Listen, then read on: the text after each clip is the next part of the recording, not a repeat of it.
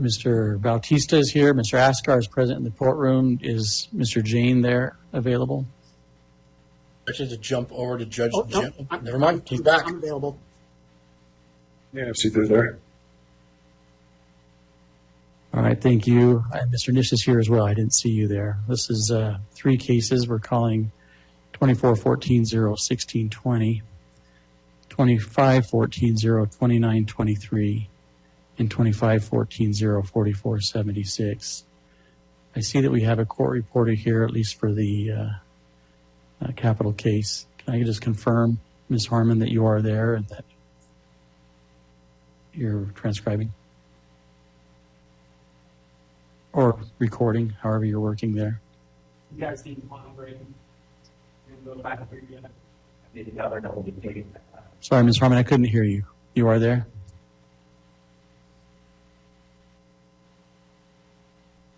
I am here. I'm sorry. I don't know why my mic's not working. Okay, you're just faint, but now I can hear you. But you can hear us just fine, correct? Yes, sir. Okay, and now your mic is better. And we have Mr. Grunandy here for the state. All right. How would you like to... Mr. Brown, are you here on this case as well? Yes, Ms. Madsen and I are appearing on this. Oh, okay. Thank you. You'd be on the other 2 matters. Is that correct? Well, so far, I think just on the misdemeanor case. Okay, just 4476. Yeah, I think we're waiting to hear about the other matter. All right, thank you. We can start with the case ending in 1620. How would you like to proceed, Mr. Bautista? I see that your mic is off, or on, I mean, so maybe you were ready to speak first. We have, there are 2 motions that are before the court right now. One of them has to do with civilian clothing for Mr. Jayne in the presence of the media. The other one is regarding funding. At this time, we would ask to strike the motion for funding. We do not wish to address that with the court. All right, thank you. I also saw there's a motion to withdraw from Mr. Ascar. Should we allow him to leave first, or does he need to continue? That would be great if the court would. All right, Mr. Ascar, you're here present in the courtroom. You filed the motion to withdraw. I think that has to be made in open court, but you're here, and that's your motion, correct? Yes, Your Honor. All right, and you can represent to the court that your withdrawal comports with the rules of professional ethics, correct? Yes, Your Honor. Is there any objection from anybody, either defense or the state, to the withdrawal? Not from the state, Your Honor. Okay. No, Your Honor. Mr. Ascar. All right. Thank you, Mr. Ascar, for your assistance, and you're free to go if you'd like. Thank you. All right, back to you then. Who's going to be arguing the clothing issue? Mr. Bautista, did you want to? Yes, Your Honor. We did brief the issue. Our goal is to ensure that Mr. Jayne has a fair trial and to ensure that there's no prejudice associated to him while he's being in custody. The U.S. Supreme Court has recognized that it is prejudicial for a jury to see Mr. Jayne in shackles in our jail suit, and we wanted to ensure that since this is a high-profile case with lots of media, we want to ensure that we don't taint the future jury pool on this case, and so that's why we've requested that he be allowed to be in civilian clothing when he makes appearances in court. The state has indicated their concerns for safety. We understand that, and we're not asking the court to order the Sheriff's Department not to have their safety protocols, but we believe there are mechanisms in place that he can be protected for the security of the court and the personnel while still being in civilian clothing. Your motion addressed possibly a closed hearing. The state objected to that and felt like enough evidence was submitted as exhibits. Do you agree that an evidentiary hearing is not required? That's correct, Your Honor. All right, thank you. Mr. Grunander, did you want to make a response? Yes, Judge. I'll be brief, but there are a few points that I would like to cover.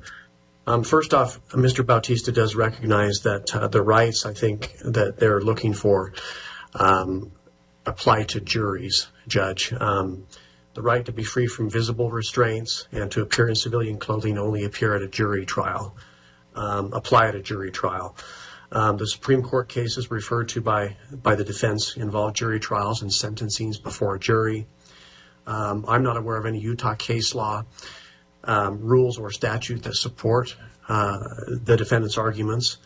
And the pretrial restraint cases relied on by the defense were decided by foreign jurisdictions and not controlling on Utah.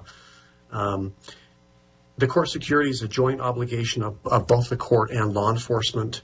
And here, law enforcement believes that the typical inmate attire and typical restraints should apply.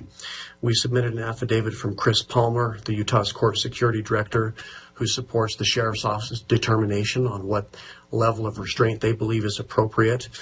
He also supports typical inmate attire. Matt Higley, a chief deputy for the county sheriff's office, who is over the jail, believes the defendant should be subject to physical restraints at all in-person hearings. And finally, Lieutenant Eldon Packer, of this court's security for this courthouse, believes that non-visible restraints here are not enough, that he needs to be fully restrained and appear also in typical jail attire.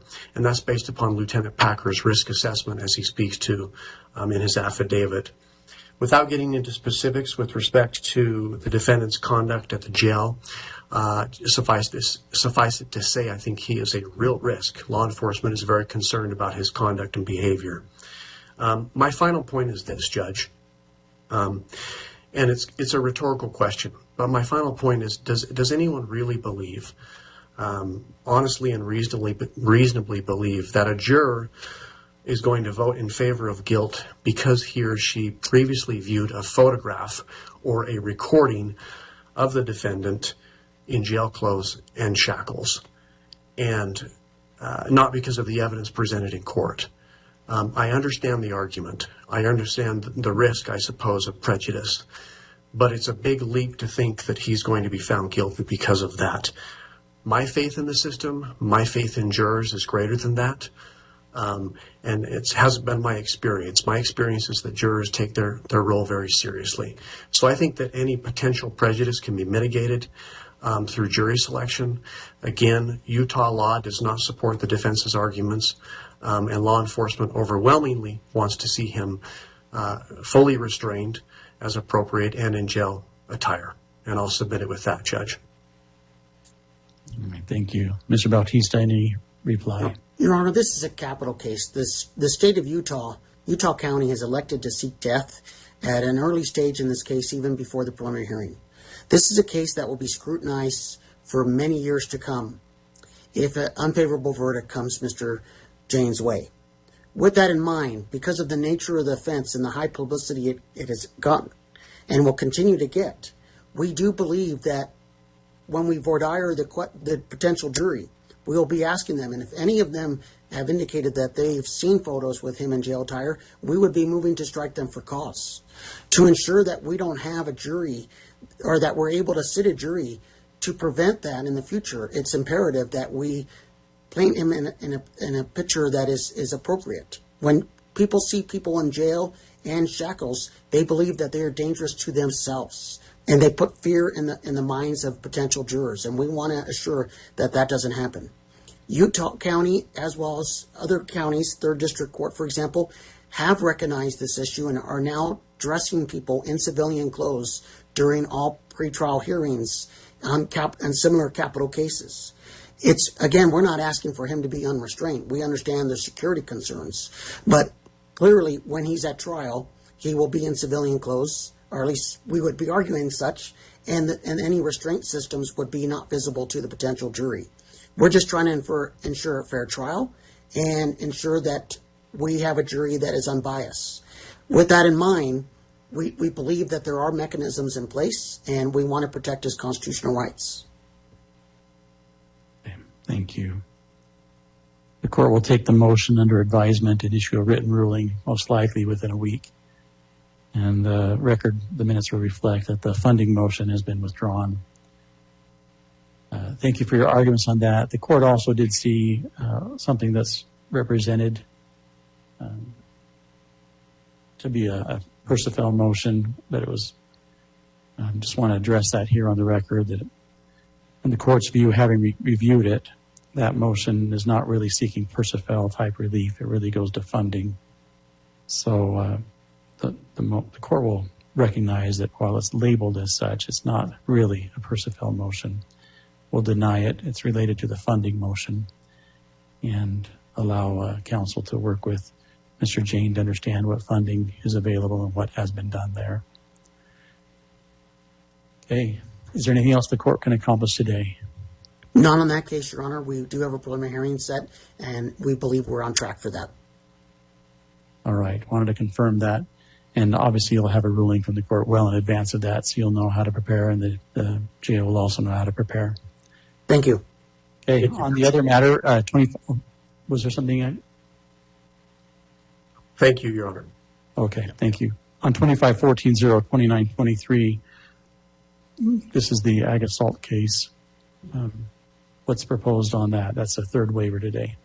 So, Your Honor, I know there's motions pending that were filed again by Mr. Askar. We ask that his withdrawal be recognized in that case as well, and that the funding-related motions in that case also be withdrawn. I know that there is an issue raised by the county attorney regarding the proper appointment of counsel in this case. I have had an opportunity to speak with counsel for the state as well as the public defender's office, Ms. Madsen, and I believe there's a collective agreement that it would be appropriate that matter be assigned to the county attorney's office, mostly for the funding and appropriate reasons. However, with the permission, which I have already gained from my client and the firm, and hopefully from all other parties, I will remain as counsel on that case, essentially working pro bono. All right. You said county attorneys. Did you mean public defender's office? I've spoken with both. I spoke with Mr. Pomeroy earlier, and I've spoken with Ms. Madsen today as well. Right, right. I was just saying that you recommend that this case be assigned to the public defender's Yes. office. Yes. But I will also remain as counsel on the case. Understood. Thank you.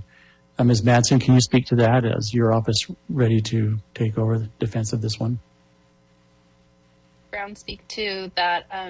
I do support what Mr. Nish has said, that if that case comes to our office, I believe that I'll be appointed to it, and I'm happy to work with all other counsel. But as far as funding and whether we can or want to take that case, I'll defer to Mr. Brown. Thank you. Okay, Mr. Brown? Thank you, Judge. Yes, just as a housekeeping matter, we will accept the appointment, and we'll work with counsel to see how we go forward. All right, sounds good. In that case, we'll allow Mr. Askar's withdrawal. I guess that was intended for this case as well. Mr. Askar, is that correct? Yes, Your Honor. All right. Mr. Askar is deemed withdrawn from 2923. We'll appoint the public defender's office, and sounds like Mr. Nish is willing to stand by and assist as well. That being the case, you may not have discovery yet. You'll probably need another waiver hearing. Is that right, Ms. Madsen? That's correct, Your Honor. Do you have a date in mind? I do not. I know that the other case, that preliminary hearing is set sometime in January. Is that correct? Yes, I believe it's January 6th.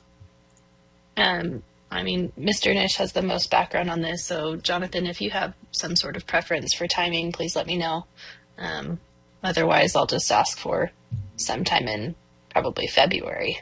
That'd be appropriate. There's 3 days presently set for the preliminary hearing: January 6th, January 30, and I'm trying to find the third date. I believe there were 3.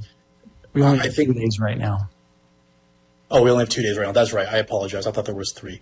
I agree that I think potentially the second week of February would be an appropriate time to have that waiver hearing, so that they've had time to get up to speed, and we will have conducted the preliminary hearing in the second case to know how that might affect the direction of the second case.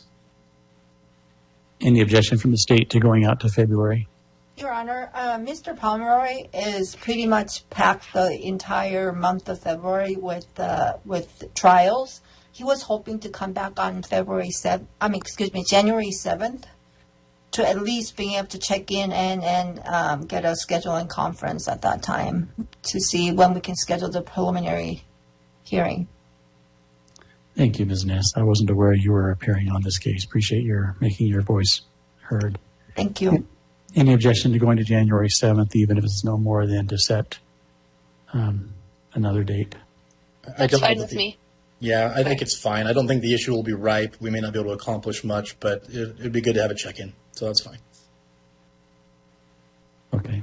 January 7th at 1:30 on that case for continued waiver. Thank you. For that. Thank you, Your Honor. And Or is that WebEx? WebEx. Okay, thank you. The last one is 2514-04476. On that one, you've been counsel for a little while, Ms. Madsen. What did you want to do on that one? Your Honor, if we could get another waiver, I don't mind setting that to the 7th as well. Mr. Farr, are you appearing on this one? Thank you. I need to be more cognizant of which prosecutors on which case. Thank you. Any objection to January 7th? No, Your Honor. All right, Mr. Jayne. Also, I meant to say on 2923, there's a Percival motion there as well. Same observation. It's not really a Percival motion. It's more a funding issue. So the court denies it. And then on all three cases, Mr. Jayne, we will see you first on January 6th for the preliminary hearing. That will be here in person in the courtroom. And then on January 7th at 1:30 remotely from the jail. And those will be essentially status hearings on the two waivers. Hey, Your Honor, I have a quick question. I filed a habeas corpus, and it's been filed. I think it's on the docket. I was requesting appointment of counsel. I'm wondering if I can get the public defender's office on that.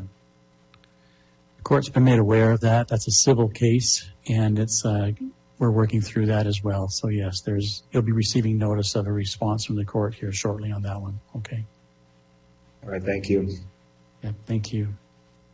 Have a good day, everyone. Thank you for your help. Thank you, Your Honor.